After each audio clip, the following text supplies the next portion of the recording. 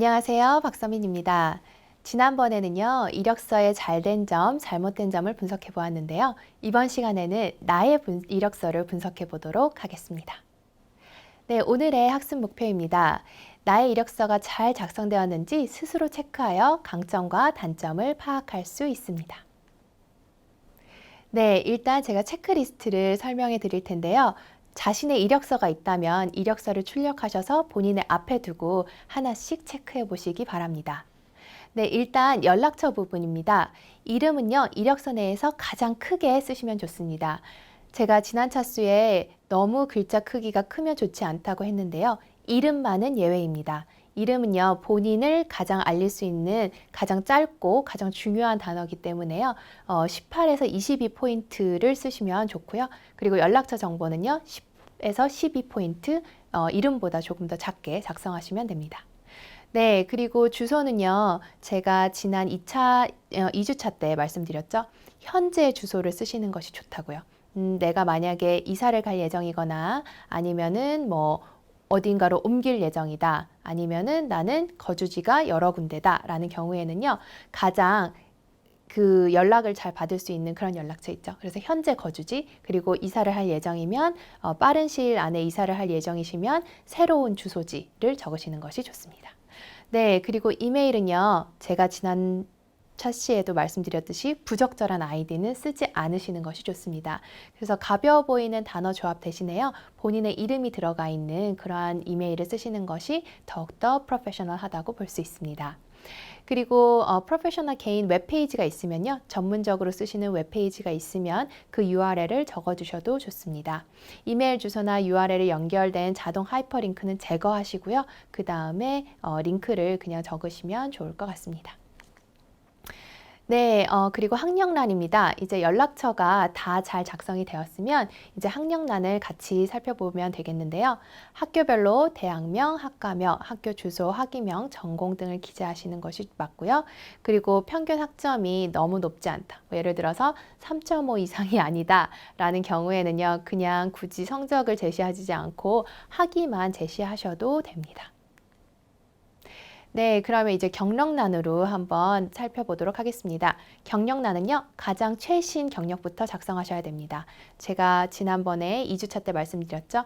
가장 최근에 한 거부터, 왜냐하면 현재 내가 중요하기 때문에 과거의 나보다요. 그 다음에 점점점 더 과거의 순서대로 가시면 됩니다. 그래서 풀타임이나 파트타임 여부와 유급 혹은 무급 여부를 기재하시는 것이 더욱더 그 본인의 경력을 잘 설명할 수 있고요. 그리고 회사명이랑 직책은 굵은 글씨로, 만약 그 밑에 세세한 세부 설명이 있다면 굵은 글씨로 하셔도 됩니다.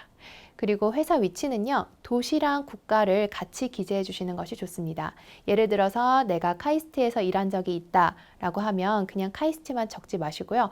카이스트, 대전, 사우스 코리아 이 정도로 적어주시는 것이 좋습니다. 네, 그리고 기간은요, 연도와 월만 표기를 합니다. 일까지는 표시하지 않으셔도 되고요. 월을 표현하는 이유는요, 도대체 언제부터 언제까지, 1월이랑 12월은 굉장한 갭이 있잖아요. 그래서 연도랑 월을 표시하시면 됩니다. 그리고 글머리 기호, 블릿 포인트 있죠? 그렇게 점점점을 사용하셔서 상세 업무 내용을 적으시면 더욱더 효과적으로 자기의 그 상세 내용을 이력서에 설명할 수가 있고요. 그리고 이거는 본인을 얘기하는 거기 때문에 굳이 I나 me나 we 같은 1인칭 표현은요, 생략하셔도 괜찮습니다. 저희가 지금 이력서가 페이지 수가 제약적이기 때문에요. 굳이 불필요한 단어들을 쓰는 것보다는 불필요한 단어는 제거하고 하나라도 본인의 강점을 서술하는 것이 더 효과적이겠죠. 네, 그리고 성과를 수치화해서 숫자를 쓰는 것이 중요하고요. 그리고 맡았던 업무를 단순히 나열하는 것보다는요, 어떻게 기여를 했는지 세 가지 기억나시죠? What, Why, How 이 세 가지를 적어주시면 됩니다.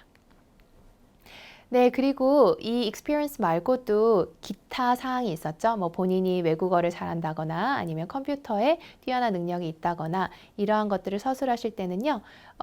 만약에 컴퓨터 프로그램이다. 그러면 특정한 소프트웨어 프로그램 이름을 구체적으로 써주시는 것이 좋습니다. 나는 타자를 잘 쳐요. 이런 것보다는 나는 워드, 뭐 마이크로소프트 워드를 잘 사용을 한다거나 아니면은 뭐 엑셀에서 특히 뭐 어떤 것들을 잘 사용한다거나 이렇게 구체적으로 프로그램 이름을 적어 주시고요. 그리고 언어 능력에 관한 사항은 반드시 언급해 주시는 것이 좋습니다. 특히 비영어권 국가 출신인 경우가 저희는 대부분이겠죠. 한국 출신인 경우가 많기 때문에 영어 이력서를 쓴다는 것은 어떻게 보면 글로벌 환경에 그렇게 본인이 노출될 수도 있다는 가능성을 얘기하는 것이기 때문에요. 영어 성적 혹은 외국어 성적을 기재하시는 것이 좋고요. 그리고 이것은 반드시 성적일 필요는 없지만 내가 어떠한 언어를 얼마나 잘하는지 이렇게 뭐 능숙한지 아니면 뭐 베이직을 할 수 있는지 이렇게 언어 구사 능력을 적어주시는 것이 좋습니다. 그리고 job description에서 사용된 키워드는요, 최대한 많이 포함되는 것이 좋습니다. 예를 들어서 내가 웹 디자이너를 지원을 한다. 그런 경우에는 여기에 지금 기타 사항에 컴퓨터 스킬스가 많이 들어가면 더 좋겠죠. 네, 그러면 나의 이력서에 잘된 점과 잘못된 점을 스스로 분석해 보도록 하겠습니다. 마지막으로 점검을 할 때요. 나에게 맞는 이력서 양식을 내가 찾았는지를 점검을 하셔야 하고요. 그리고 지원하고자 하는 직무나 산업에 맞춰서 작성을 하셔야 합니다. 그리고 일관성 있고 통일된 양식을 쓰셔야 하고요. 본문 글자 크기는 10에서 12포인트가 가장 적당합니다. 그리고 추천인 리스트나 objective summary 같은 경우에는 선택사항이기 때문에요. 이력서에 반드시 있을 필요는 없지만 그게 있을 경우에 나에게 더 유리하다 아니면 나의 강점을 더 잘 표현할 수 있다라고 생각되시는 경우에는 이러한 추가적인 사항을 적으셔도 됩니다. 그리고 문법이랑 오타를 점검하셔야 합니다. 뭐 쉼표 하나 사용까지도 면접관에게 좋은 인상, 나쁜 인상을 줄 수 있기 때문에요. 저는 최소한 2명에게 이렇게 이력서 피드백 받는 것을 추천해 드립니다. 네, 오늘은 나의 이력서를 분석하는 거에 대해서 살펴보았는데요. 이 체크리스트를 통해서 본인의 강점, 단점에 이력서의 이 강단점이 눈에 보이셨나요? 그러면 다음 시간에는요, 어떻게 나의 이력서를 수정할 수 있는지에 대해서 살펴보도록 하겠습니다. 감사합니다.